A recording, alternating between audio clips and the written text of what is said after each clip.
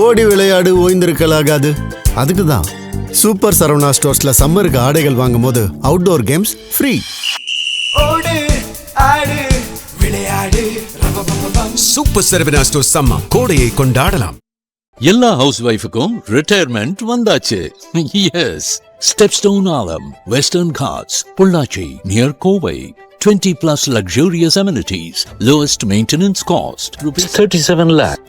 தங்க நகைகள் சோவரனுக்கு 3000 தள்ளுபடி, வைர நகைகளுக்கு 10,000 தள்ளுபடி, மேலும் பல சலுகைகளுடன் அக்ஷய சூப்பர் தங்க திருவிழா. Saravana store super jewellery, Chennai, Madurai, Coimbatore.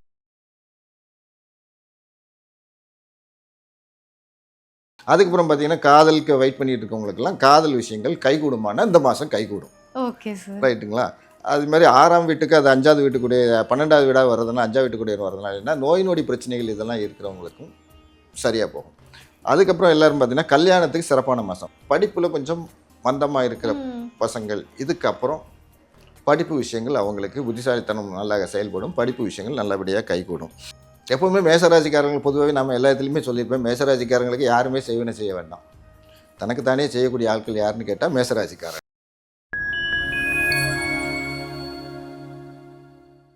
Fine time Chakra நேயர்களுக்கு வணக்கம். இன்னைக்கு நம்ம கூட சித்திரை மாத ராசி பலன்களை பகிர்ந்துக்கிறதுக்காக ஜோதிடர் சோமசுந்தரம் இணைஞ்சிருக்காரு. வணக்கம் சார். வணக்கமா.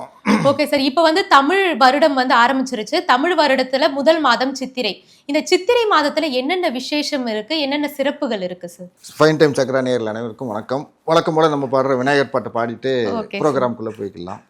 வாக்கு உண்டாம் நல்ல மனம் உண்டாம் மாமலரான் நோக்கு உண்டாம் மேனி நுடங்காது பூக்கொண்டு துப்பார் திருமேனி தும்பிக்கையான் பாதம் தப்பாமல் சாருவார் தமக்கு. ஃபைன் டைம் சக்ரா நேயர் அனைவருக்கும் முதற்கண் வணக்கங்கள். அதாவது தமிழ் மாதம் அப்படிங்கிறது ராசிக்கட்டம் ஜோதிடம் இது ரெண்டையும் கிளப் பண்ணி பார்த்தீங்கன்னா ராசிக்கட்டம் 12. அப்போ தமிழ் மாதங்கிறதும் 12 மாதங்கள் வரும். அப்போ முதல் மாதமாக நம்ம எடுக்கிறது என்னென்னா சித்திரை மாதத்தை முதல் மாதமாக எடுப்போம். அப்போ சித்திரை மாதங்கிறது மேசத்துலேருந்து ஆரம்பித்து சுற்றி வர்ற மாதிரி வரும். அப்போ பார்த்தீங்கன்னா சித்திரை வருடத்துக்கு முதல்ல இருக்கு என்னென்னா நம்ம பஞ்சாங்கத்தில் வருட பலன்கள்னு சொல்லி ஒரு பாடல்கள் கொடுப்பாங்க. வழக்கம் ஒவ்வொரு வருடத்துக்கும் ஒரு பாடல், அது மாறவே செய்யாது, அவ்வளவு எக்ஸாக்டாக இருக்கும். அந்த பாடல் என்னன்னு பார்த்தீங்கன்னா இப்போ வரக்கூடிய வருடம் விஸ்வாவசு முடிஞ்சு பராபவ வருஷம் அப்படின்னு சொல்லி ஆரம்பிக்குது. இந்த சித்திரை 1ஆம் தேதியிலேருந்து ஆரம்பிக்குது. அதற்கு கொடுத்துருக்கிற பாடல் என்னன்னு பார்த்தீங்கன்னா மிக்க பராபவத்தின் மேதினியிர் பின்மலையாம் தக்க பசுக்கள் தலைக்குமே இக்கு பலிக்காது 4 வகை பல்லுயிர்க்கும் இன்பம் கலிக்காதெனவே கருது அப்படின்னு. அர்த்தம் என்னன்னு பார்த்தீங்கன்னா பராபவ வருடத்தில் முன்பகுதியில் மழை குறைந்திருக்கும், அப்போ மழை அப்படிங்கிறது அதோட. அப்போ ஸ்டார்டிங்கில் மழை மாதம் அப்படிங்கிறது இந்த ஆடிக்கு அப்புறம் வரக்கூடியதில் மழை கம்மியாக இருந்து லேட்டாக தான் மழை அதிகமாக இருக்கும். அப்போ அது பின்பகுதியில் மழை அதிகமாக வரும். பசுக்கள் நல்ல செழிப்பாக வளரும். அப்போ பால் உற்பத்தி தானிய உற்பத்தி இதெல்லாம் சிறப்பாகவே இருக்கும் இந்த வருடங்களில். அதுமாரி மக்களோட இதை பார்த்திங்கன்னா 4 வகையான வர்ணமாக பிரிச்சிருப்பாங்க. ஜாதி பிரிக்கிறது 4 வகையாக பிரிச்சிருப்பாங்க. அதில் பார்த்திங்கன்னா 4 வகை ஜாதியினரும் இந்த வருஷம் எல்லாருமே செழிப்பாக இருப்பாங்க அப்படிங்கிறது. பல்லுயிர்கள் எல்லா உயிர்களும் இந்த வருடங்கள் நோய் நொடியின்றி வாழ்வார்கள் அப்படிங்கிறது இந்த வருடத்தோட கொடுத்துருக்கிற பஞ்சாங்கத்தில் கொடுக்கக்கூடிய பாடல். சிறப்பான விஷயம் அதுதான். இந்த வருஷம் யாருக்கும் எந்த கஷ்டம் கிடையாதுங்கிறது இந்த வருடத்தோட சிறப்பு. சித்திரை மாதம் அப்படிங்கிறது பார்த்திங்கன்னா சித்திரையில் சூரியன் உச்சமாவார். அது அஸ்ட்ராலஜிக்கலாக சூரியன் உச்சம் அப்படின்னு எடுப்போம். நம்ம நார்மல் லைஃப்பில் பார்த்திங்கன்னா சித்திரை மாதத்தில் வெயில் கத்திரி வெயில்னு ஸ்டார்ட் ஆகிடும். அப்போ நேச்சராக நடக்கிறதுக்கும் ராசி பலனில் பலன் கொடுக்கறது அப்படின்னா சூரியன் உச்சமாகிற ராசி சித்திரை இது மேஷ ராசியில் சூரியன் உச்சமாகுதுன்னு கொடுக்குறது. அது அஸ்ட்ராலஜிக்கலாகவும் சரி நேச்சராக நடக்கிறதும் சரி மேட்சிங்காக ஃபிக்ஸ் பண்ணியிருப்பாங்க. அப்போ அதில் என்னென்னா சூரியன் உச்சமாகனா சூரியன் ஆத்மகாரகன் சொல்கிறது, ஆயுள் காரகங்கிறது சனி, கர்மகாரகன் அப்படின்னு சொல்கிறது. அப்போ என்னென்னா ஆத்மா மேல்நிலைக்கு போச்சுன்னா அப்போ கர்மா குறையும். இப்போ கர்மானா என்னென்னா நீங்கள் எது மேலே தொழில் பண்ணுறது வைக்கிறது உங்களோட கர்ம வினைகள் குறையணுன்னா ஆத்மா சுத்தமானால் தான் மேலே போக முடியும். அதனால் மேசராசியில் கொடுத்துருக்கு என்ன கொடுத்துருப்பாங்கன்னா ஆத்மகாரகனுக்கு உச்சம் கொடுத்து கர்மகாரகனே நீசமாக கொடுத்துருப்பாங்க. நீசம்னா பலம் குறைஞ்சது அப்படின்னு. இது ஜென்ரல் மனுஷங்களுக்கு உள்ளது. ஆத்மா சுத்தமாக கர்ம வினைகளை நீங்கள் ஒழிக்க ஆத்மா சுத்தமாகி மேல்நிலைக்கு செல்வார்கள் அப்படிங்கிறது. நம்ம சித்திரை மாதத்தில் சிறப்புன்னு பார்த்தீங்கன்னா இது வருஷம் ஆரம்பம் அப்படின்னு சொல்லி சிறப்பு. சித்திரை விஷுன்னு சொல்லி முதல் 1ஆம் தேதி சித்திரை மாதத்தை கொண்டாடுவாங்க கேரளாவில். சித்திரை விஷுன்னு சொல்லி எல்லாம் பழங்களாக வச்சு தங்க காயின் நகைகள்லாம் வச்சு காலையில் முழிக்கும் போதே அது முகத்தில் முழிச்சிட்டு பண்ணணுங்கிறது கேரளாவில் சித்திரை விஷுன்னு சொல்லி சிறப்பாக கொண்டாடுவாங்க. நம்ம இதில் பார்த்தீங்கன்னா தமிழ்நாட்டு விஷயங்களை பார்த்தீங்கன்னா சித்திரை பௌர்ணமிங்கிறது நம்ம விசேஷமாக கொண்டாடுது. ஆக்சுவலாக எல்லா மாதமும் பார்த்தீங்கன்னா பௌர்ணமியை பேஸ் பண்ணி தான் மாதங்கள் எல்லா மாதங்களும் இருக்கும். ஓகே. அந்த நட்சத்திரம் வர்ற அன்னைக்கு அந்த பௌர்ணமி வரும், ஒரு நட்சத்திரத்தை பௌர்ணமி வரும். சித்திரை அப்படிங்கும்போது என்னன்னா சித்திரை நட்சத்திரத்தில் தான் பௌர்ணமி வரும். அப்போ மேஷத்தில் வந்து சூரியன் இருக்கும்போது சந்திரன் துலாம் ராசியில் இருக்கும், நேர் 7வது ராசியில் இருக்கும்போது அது வந்து பௌர்ணமி. சூரியனும் சந்திரனும் ஒரே ராசியில் வந்துட்டால் அது அமாவாசை. அப்போ நேர் 7வது ராசியில் இருக்கிறது வந்து பௌர்ணமிங்கிறது. அப்போ மேஷத்தில் வந்து சூரியன் உச்சமாக இருக்கும்போது சித்திரையில் வந்து சந்திரன் வரும்போது, சித்திரை நட்சத்திரத்தில் சந்திரன் வரும்போது பௌர்ணமி வரும். அப்போ சித்ரா பௌர்ணமி அப்படிங்கிறது அன்றைக்கி விசேஷமானது. அப்போ ஆற்றங்கரையில் போய் ஃபேமிலியோடு உட்காந்து எல்லோரும் சித்திராண்ணங்கள் எடுத்துகிட்டு போய் அங்கே உட்காந்து சாப்பிட்டு ஃபேமிலிலாம் எல்லோரும் ஒருத்தர் தெரிஞ்சவங்கெல்லாம் கிளப் ஆகி பண்ணுறதுன்னு உண்டு. நம்ம மதுரையில் விசேஷம் என்னென்னா சித்ரா பௌர்ணமிக்கு கள்ளழகர் இறங்குறதுங்கிறது சித்ரா பௌர்ணமிக்கு ஒரு விசேஷமான ஃபங்க்ஷன். ரொம்ப கிராண்டாக மதுரையில் நடக்கக்கூடிய ஒரு பெரிய விஷயம். அது கள்ளழகருங்கிறவர் யாருன்னா பெருமாளை சொல்லுவாங்க. மதுரையில் இருக்கிற ஈஸ்வரர் பேர் வந்து சோமசுந்தரம் சொக்கநாதர் அப்படி சுந்தரேஸ்வரர் அப்படிங்கிறது தான் அவரோட பேர். மீனாட்சி வந்து மதுரையோட அரசி. அப்போ அவளை கல்யாணம் பண்ணுறதுக்கு வரும்போது அண்ணன் சீர் கொண்டு வந்து இவர் கல்யாணத்துக்கு வரணுன்ட்டு வருவார். அப்போ அவர் வர்றதுக்கு தாமதமாகும். எல்லா வழியிலையும் அவர் கள்ளழகரை எல்லாரும் பார்த்துட்டு மீட் பண்ணி அவருக்கு என்ன பண்ணுறது, வெல்கம் ரிசீவிங் அதிகமாக இருக்கும்போது வர தாமதமாகக்குள்ளே கல்யாணம் முடிஞ்சிடும். அப்போ கல்யாணத்துக்கு வர முடியாமல் அந்த வைகையத்தில் அவர் காலை வச்சுட்டு திரும்பி கிளம்பி போகிறாருங்கிறது புராணக்கதை. உண்மையான ரீசன் என்னென்னு பார்த்தீங்கன்னா, ஒரு மண்டுக முனிவர்னு சொல்லி ஒரு முனிவர் உண்டு. அவருக்கு துர்வாச முனிவர் சாபம் கொடுத்துருப்பார். அவரோட ஆக்சுவல் பேர் வந்து சுதபஸ் அப்படின்னு சொல்லி ஒரு முனிவர். அவர் தபஸ் இருக்கும்போது துர்வாசர் வர்றதை கவனிக்க மாட்டார். அவர் தவத்தில் இருப்பார். என்னை கவனிக்கலைன்னு சொல்லி துர்வாசர் சாபம் கொடுப்பார். எதை சாபம் கொடுப்பாருன்னா மண்டுகமாக மாறுக அப்படிம்பார். மண்டுகம்னா தவளைன்னு அர்த்தம். ஸோ தவளையாக மாறிடுவார். அப்போ எப்போ பாவ விமோசனம்னா கள்ளழகர் வந்து அவர் கால் படும்போது பாவ விமோசனம் அப்படின்னு சொல்லியிருப்பாங்க. ஸோ கள்ளழகர் வந்து அவருக்கு மண்டுக முனிவருக்கு சாப இது கொடுத்தது. ஆற்றங்கரைக்கு வந்துட்டு போகிற விசேஷங்கிறது சித்திரை மாதம் சிறப்பான விசேஷங்கள் நிறைய முகூர்த்தங்க. ஏன்னா ஈஸ்வரனுக்கே கல்யாணம் நடக்கிறதுனால என்னென்னா சவுத் சைடில் இருக்கவங்கலாம் கல்யாணத்துக்கு சிறப்பான மாதமாக சித்திரை மாதம் இருக்கும். இன்னொரு நிறைய பேருக்கு தெரியாத விஷயம் என்னென்னா சித்திரகுப்த பூஜை கொண்டாடுவாங்க. சித்திரகுப்த விரதமாக வச்சு ஒரு பூஜை பண்ணுவாங்க. ஏன்னா நல்ல ஒரு ஆயுள் விருத்திக்கும். சித்திரகுப்தருங்கிற ஆயுள் கணக்கு எழுதுகிற ஆளுன்னு சொல்லி நம்ம புராணங்களில் சொல்கிறது. எல்லாருடைய கணக்கு வழக்கு பாவம் புண்ணியம் இந்த கணக்கை எழுதி அக்கௌண்டன்ட் அவர்.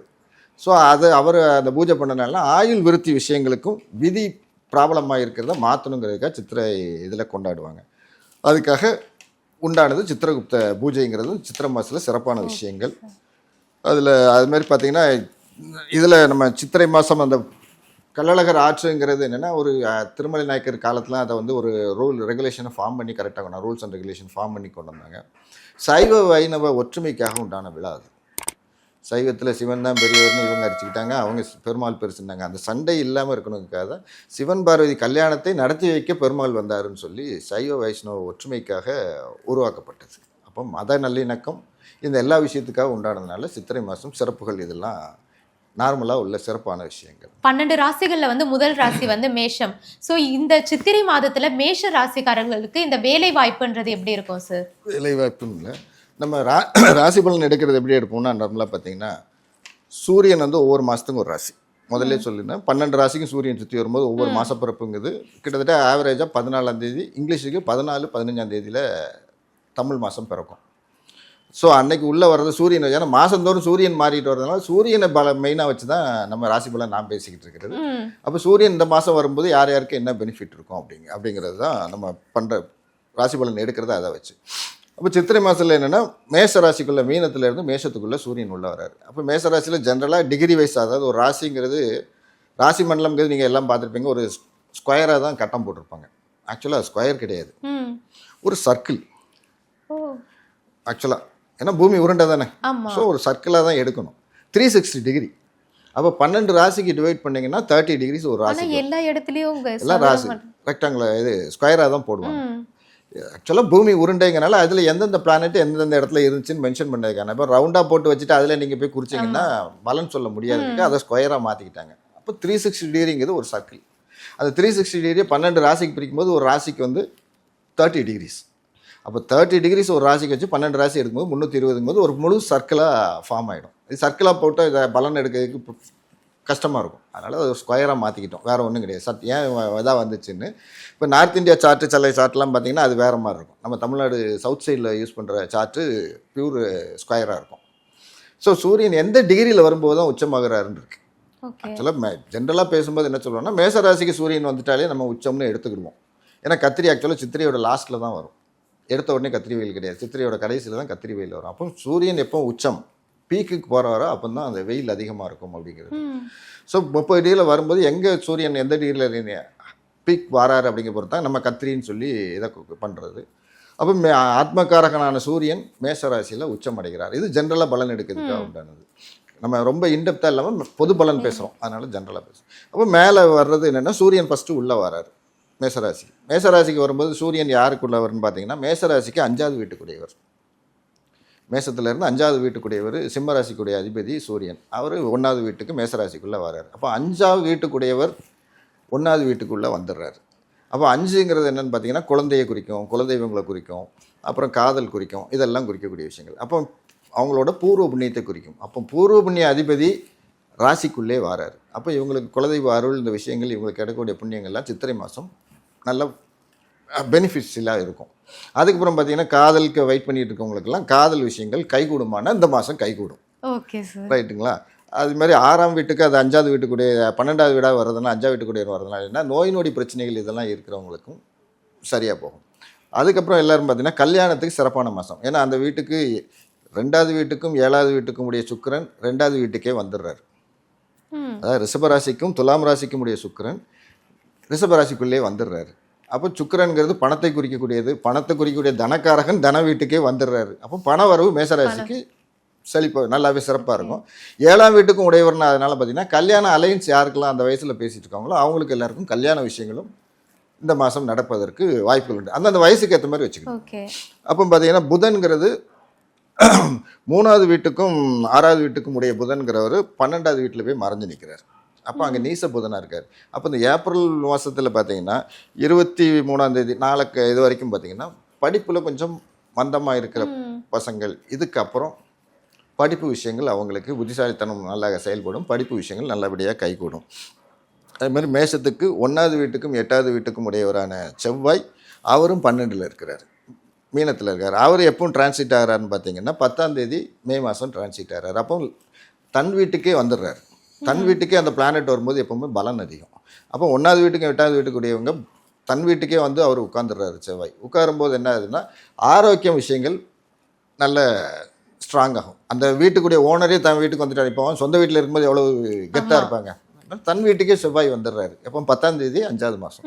அப்போ அவங்களுக்கு சொந்த வீட்டுக்கு வந்ததுனால ஆரோக்கியங்கள் அந்தஸ்து இது விஷயங்கள்லாம் கூடும். என்ன அவர் 8வது வீட்டுக்கும் உடையவருங்கிறதுனால என்னென்னா வம்பு வழக்கு பிரச்சனைகளை தேடி வரும். எப்போவுமே மேசராசிக்காரங்களுக்கு பொதுவாகவே நம்ம எல்லா இடத்துலையுமே சொல்லியிருப்பேன், மேசராசிக்காரங்களுக்கு யாருமே செய்வனை செய்ய வேண்டாம், தனக்கு தானே செய்யக்கூடிய ஆட்கள் யாருன்னு கேட்டால் மேசராசிக்காரர்கள். ஏன்னா அது 1வது வீட்டுக்கும் 8வது வீட்டுக்கும் உடையவருங்கனால தேடி பிடிச்சி வம்பை இழுப்பாங்க, எந்த விஷயத்தையும் யோசிக்காமல் இறங்கக்கூடியவங்க. அதுமாதிரி 5வது வீட்டுக்குடையவர் உள்ளே வந்ததுனால அதை பார்த்திங்கன்னா குழந்தைகள் கூட உள்ள ரிலேஷன்ஷிப்பும் நல்லா மெயின்டைன் ஆகும். குழந்தை பாக்கியத்தை எதிர்பார்த்துட்டு இருக்கவங்களுக்கு குழந்தை பாக்கியம் நல்லாயிருக்கும், பண வரவு சிறப்பாக இருக்கும். அதனால் மேசராசிக்கு இந்த இதை பொறுத்த வரைக்கும் நல்ல சிறப்பான பலன்கள். ஓகே சார், அதே மாதிரி இந்த மாசத்துல இந்த மேஷ ராசிக்காரர்கள் இந்த விஷயத்துல கவனமா இருக்கணும் அந்த மாதிரி ஏதாச்சும் இருக்கா? அதான் பிரச்சனை. 10ஆம் தேதி மேஷராசி அதிபதி செவ்வாயே உள்ளே வர்றாரு 10ஆம் தேதி. தன் வீட்டுக்கே உள்ளே வரும்போது என்னென்னா தேவையில்லாத ஆர்குமெண்ட்டை அவங்க குறைச்சிக்கிடணும். 5வது இது வரைக்கும் 6வது வீட்டுக்குடையவர் 12ல் இருந்தார். அப்போ வைத்திய செலவுகளில் இருக்கிறவங்க இனிமேல் 6வது கூடையவர் லக்னத்துக்கு வரும்போது என்னென்னா அவங்க கொஞ்சம் உடல்நலம் விஷயங்கள்லையும் கவனத்தை எடுத்துக்கிடணும். ஏன்னா 6ஆம் வீடு 3ஆம் வீட்டுக்குடையவர் வந்து என்னென்னா உத்தியோகம் தேடிட்டு இருக்கவங்களுக்கு உத்தியோகம் கிடைக்கும். கொஞ்சம் ஏஜ் அதிகமானவங்களுக்கு நோய் நொடி இருந்தாங்கன்னா அவங்களுக்கு மேசராசியில், ஏன்னா வெயில் அதிகமான கொஞ்சம் இது அதிகமாக தான் இருக்கும், நோய் நொடிகள் அதிகமாக தான் வரும். என்ன சொல்லுது, நம்ம ஹீட் அதிகமாகும் போது சில டிசீஸ் வர்றது பிரச்சனை கொடுக்க தான் செய்யும். அதனால் மேசராசிக்காரர்கள் வயசுக்கு ஏற்ற மாதிரி உள்ளவங்களுக்கு கொஞ்சம் நோய் பிரச்சனைகளும் 10ஆம் தேதிக்கு மேலே 6 கூடையவன் ராசிக்கே வர்றதுனால நோய் பிரச்சனைகளும் உள்ளே வரும். கொஞ்சம் கவனமாக உடல்நலத்தை பார்த்துக்கணும். கொஞ்சம் என்ன நார்மலான இதான், தண்ணி அதிகமாக இன்டேக் எடுங்க, ஹாட்டானது குடிக்காதீங்க, என்வி குறைச்சிக்கோங்கிறது ஜென்ரல் ரெமெடிஸ். எப்போவுமே மேஷத்துக்கு எப்போவுமே சொல்கிறது தான், மேசராசிக்கு இது வந்து கடவுள்னா முருகர். ஸோ முருகப்பெருமான் வழிபாடு பண்ணிட்டு போகிறது அவங்களுக்கு சிறப்பாக இருக்கும்.